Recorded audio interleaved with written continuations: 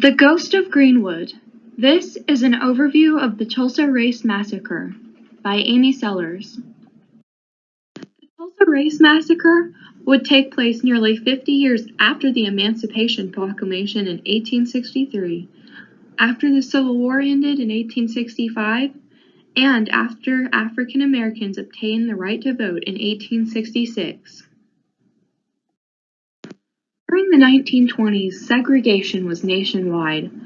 African Americans legally had equal rights, but in reality, communities were a long way from practicing equality.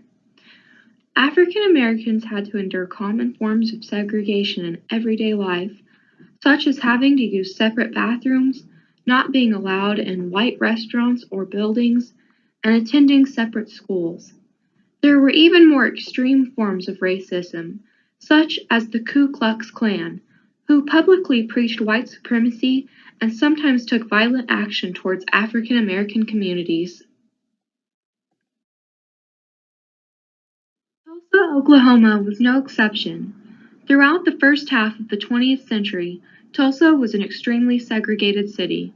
North Tulsa, or the Greenwood District, was referred to as Black Wall Street by citizens such as Booker T. Washington, and was a prosperous black community. However, those who held prejudice against blacks called Greenwood Little Africa, and the Ku Klux Klan had strongholds in Tulsa. As Greenwood flourished and the black community gained power, African Americans from all over the United States began to move to Tulsa for a chance at a better life. However, the white community of Tulsa became paranoid that because of the success of Greenwood, there would be a black uprising. These tensions grew worse until June 1st, 1921, and Tulsa would become home to one of the deadliest race riots in history.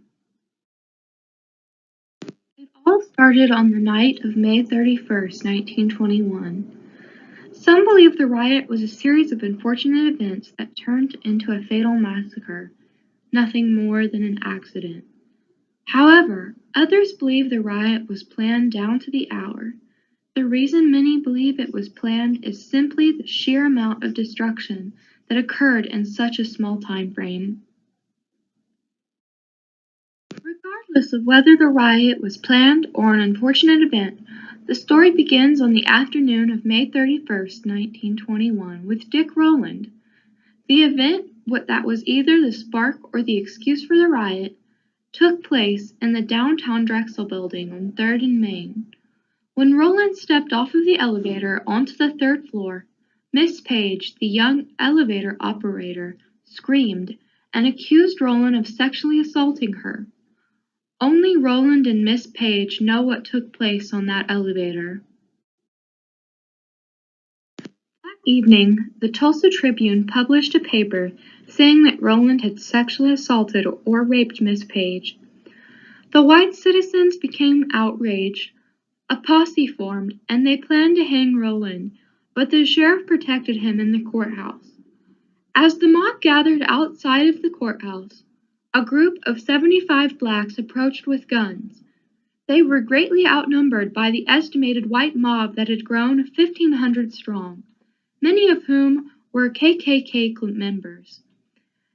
The 75 African Americans offered to help protect Rowland, but the sheriff said their presence would only make things worse and recommended they leave. Neither group would leave the courthouse, and brawls started to break out.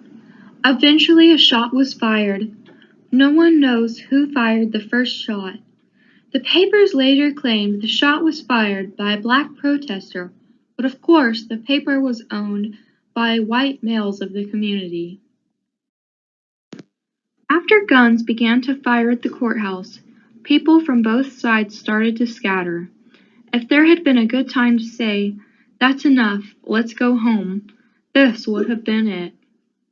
However, despite the fact that most people scattered, many from the white mob continued to shoot down African Americans as they attempted to retreat. And so began the death of Greenwood. This was no longer about Rowland. This was war. The 18 hours that followed were full of mass hysteria. 1,200 to 1,400 homes were burned, at a minimum. However, it is now estimated that it is possible more than 2,000 homes were burned.